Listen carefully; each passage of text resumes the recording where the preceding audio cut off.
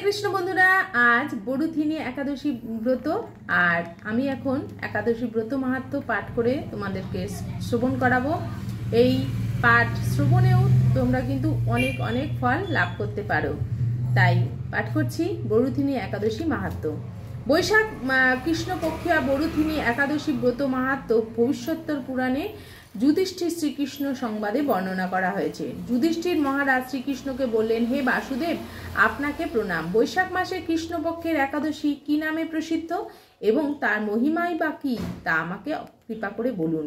শ্রীকৃষ্ণ বললেন, হে রাজন, ইহলোকে ও পরলোকে বৈশাখ মাসে কৃষ্ণপক্ষিয়া একাদশী বড়ুথিনী নামে বিখ্যাত। এই ব্রত পালনে সর্বদা সুখ লাভ হয় এবং পাপ ক্ষয় ও সৌভাগ্য প্রাপ্তি ঘটে।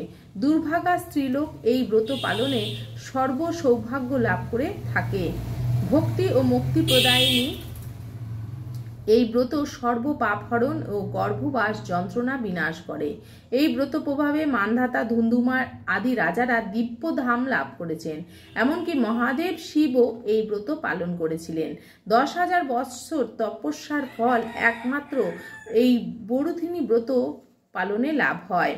যে শ্রদ্ধাবান ব্যক্তি এই ব্রত পালন করেন তিনি ইহলোক ও পরলোকে সমস্ত প্রকার বাঞ্ছিত ফল লাভ করেন।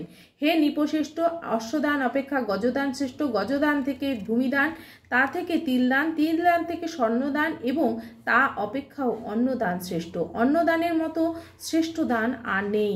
পিতৃলোক, দেবলোক ও মানুষেরা অন্ন দানেই তৃপ্ত হন। পণ্ডিতেরা কন্যাদানকে অন্নদানের সমান বলে থাকেন। স্বয়ং ভগবান গোদানকে অন্ন দানের সমান বলেছেন। আবার এই সমস্ত প্রকার দান থেকেও বিদ্যাদান শ্রেষ্ঠ, কিন্তু এই বড়ুথিনী ব্রত পালনে সেই বিদ্যাদানের সমান ফল লাভ হয়।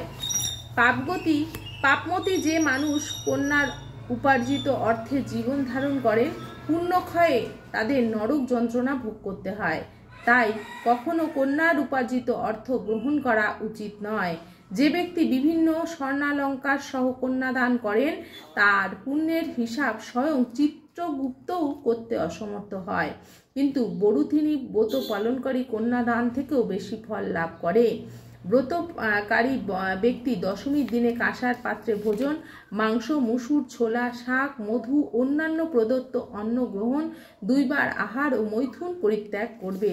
দ্রুতক্রীড়া, নেশাজাতীয় দ্রব্য, দিবানিদ্রা, পরনিন্দা, পরচর্চা, প্রতারণা, চুরি, হিংসা, মৈথুন, ক্রোধ, মিথ্যা বাক্য একাদশীর দিনে বর্জনীয়।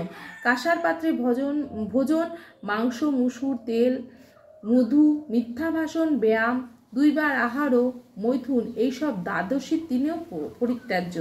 হে রাজন, এই বিধি অনুসারে বড়ুথিনী ব্রত পালন করলে সকল পাপের বিনাশ ও অক্ষয় গতি লাভ হয়। যিনি হরিবাসরে রাত্রি জাগরণ করে ভগবান জনার্দনের পূজা করেন তিনি সর্বপাপ মুক্ত হয়ে পরম গতি লাভ করেন।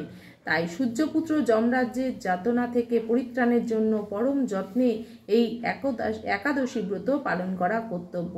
বড়ুথিনী একাদশী ব্রত কথা শ্রদ্ধা ভরে পাঠ বা শ্রবণ করলে সহস্র গোদানের ফল লাভ হয় এবং সর্বপাপ থেকে মুক্ত হয়ে বিষ্ণু লোকে গতি হয়।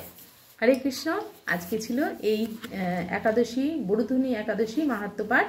তোমরা সবাই শ্রবণ করলে শ্রবণেও যে সহস্র গোদানের ফল লাভ হয় সেটাও শুনলে। তোমরা অবশ্যই জানিও কারা কারা আজকে এত সুন্দর একটি একাদশী ব্রত পালন করছো। হরি বল।